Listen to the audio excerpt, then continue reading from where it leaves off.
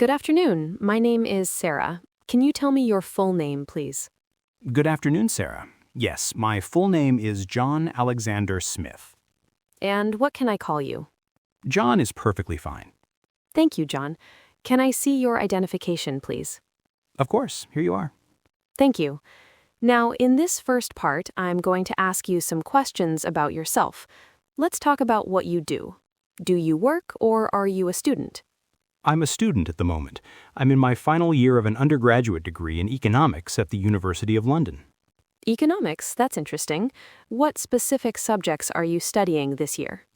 Well, this year I'm mainly focusing on advanced microeconomics, econometrics, and international trade. Microeconomics really appeals to me because it looks at individual decision-making, and econometrics gives us the tools to test theories using real-world data. It's quite demanding, but incredibly rewarding. Why did you choose to study economics? I suppose it comes from a long-standing curiosity about how societies function.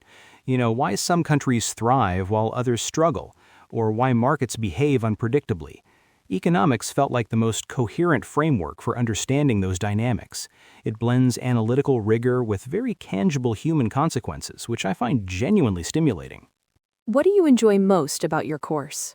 What I enjoy most is the analytical challenge. We're often presented with complex scenarios and asked to interpret them using theoretical models and empirical evidence.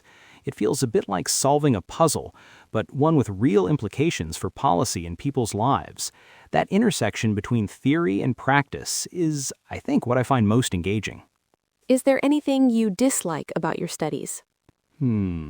If I'm being honest, perhaps the occasional over-reliance on highly abstract models. They're essential for building a foundation, of course, but sometimes they gloss over the messy, unpredictable aspects of human behavior. I'd appreciate a slightly stronger emphasis on behavioral insights, but that's really a minor criticism of an otherwise excellent program. What are your plans for after you graduate? Well, I'm hoping to pursue a master's degree in development economics. Ultimately, I'd like to work for an international organization, maybe the World Bank or the United Nations, focusing on economic policy in developing countries. I'd really like to contribute to sustainable growth and poverty reduction in a meaningful way. That sounds very ambitious. All right, now we're going to move on to the second part of the test. I'm going to give you a topic, and I'd like you to talk about it for 1 to 2 minutes. Before you talk, you'll have 1 minute to think about what you're going to say. You can make some notes if you wish. Do you understand? Yes, I do. Here is a pencil and some paper for making notes. And here is your topic. I'd like you to describe a good friend who is important to you. All right? Remember, you have 1 to 2 minutes for this, so don't worry if I stop you. I'll tell you when the time is up. Can you start speaking now, please? Sure. So, I'd like to talk about my best friend, Alex. I've known him for around 10 years now.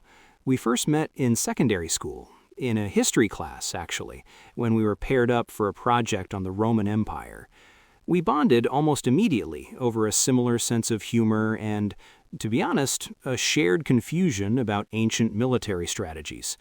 Since then, we've been very close. We both love hiking, so we often spend weekends exploring trails outside the city. It's a great way to decompress from university life. And we're both passionate about film, so we have a weekly movie night where we take turns choosing a classic to watch and discuss. But what I value most is the quality of our conversations. Alex is incredibly loyal and supportive. During my first year at university, when I was struggling to adjust, he checked in on me regularly and offered a lot of encouragement. He has this rare ability to listen without judgment and to offer perspective in a very grounded way. He also challenges me intellectually.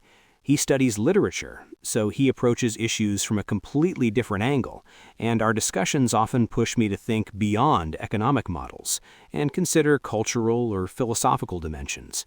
He really broadens my horizons. So, in essence, he's more than just a friend. He's like a brother and a very steady presence in my life. Thank you. You mentioned that Alex challenges you. Do you think it's important for friends to have different interests? Yes, absolutely. I think having friends with different interests is essential for personal growth. If everyone around you shares the same worldview, you risk becoming intellectually stagnant. Friends with different perspectives expose you to new ideas and ways of thinking, which helps you develop a more well-rounded understanding of the world. Let's talk about friendship in general. How has the way people make friends changed in recent years? Well, the biggest change is definitely the rise of social media and online communities. In the past, friendships were largely formed through physical proximity, school, work, neighborhoods. Now, people can connect with others across the world who share very specific interests. It has dramatically expanded the range of potential friendships. And do you think these online friendships are as strong as face-to-face friendships? They can be, but they often require more intentional effort. Online friendships can provide genuine emotional support and a strong sense of community. However, they lack the richness of shared physical experiences, the spontaneous moments, the nonverbal cues. I wouldn't say they're weaker, just different. Ideally, people benefit from a combination of both. What is the impact of social media platforms like Instagram or Facebook on friendships? I think the impact is mixed. On the positive side, social media makes it easier to stay connected with a wide network of people, especially those who live far away. But it can also encourage a more superficial form of interaction, friendships based on curated images and quick reactions, rather than meaningful conversation. There's a risk of confusing visibility with genuine connection. Some people say that in modern society, people have less time for friends. Do you agree? Yes, I'd agree. Modern life is incredibly fast-paced, particularly in large cities. People are under constant pressure academically and professionally, which leaves little room for unstructured social time.